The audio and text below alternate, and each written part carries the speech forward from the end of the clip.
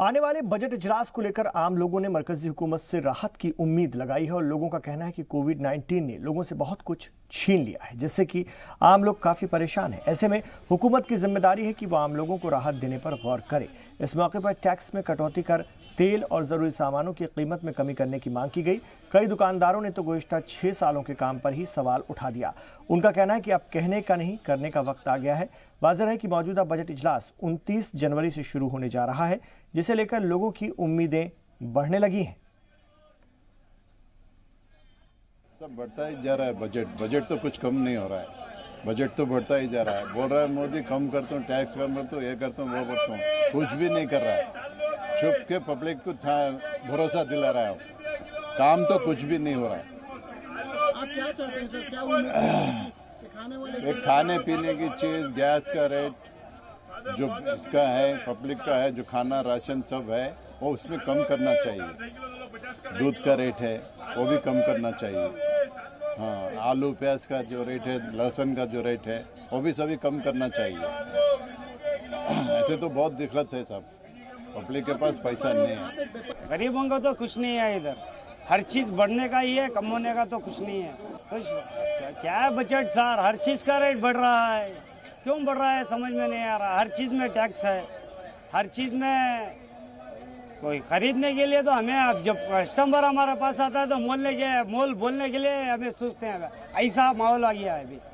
क्या है यहाँ, ये बाजार है, बाजार में छोटा आदमी, बड़ा आदमी, हर किस्म का आदमी आता है।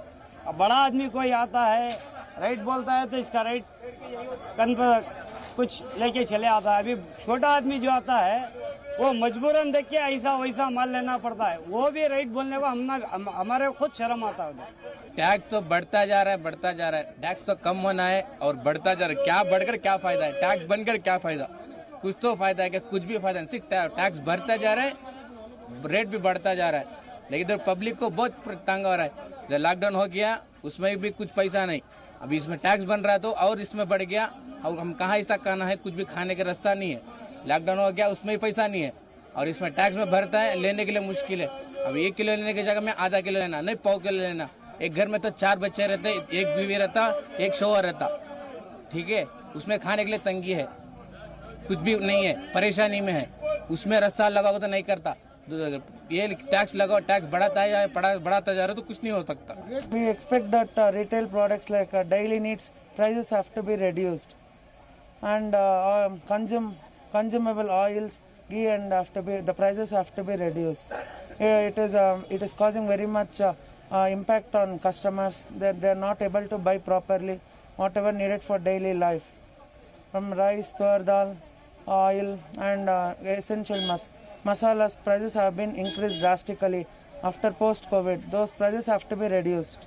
Then only people from middle class can manage with their low income and all. The government should consider retail shops and retailers, and they should give some concession, and we request them to give some financial support so that we can also recover from COVID, where it has given for large scale sectors. In same way, we request to give some concession and subsidies to us also, so that we can also bear and we can also reduce the prices of the products. We are looking for a best taxation, reduced amount of taxation. We already suffered a lot during this period of 6 months. We suffered a lot, not even a single rupee income. So we expect government to support in some kind of category, anything. Reducing taxation is much better than compared to other things. I wish government reduce the tax. Reducing taxation is much better, sir. That's what we expect from the government, nothing else. How about the consumer response? They have reduced, sir.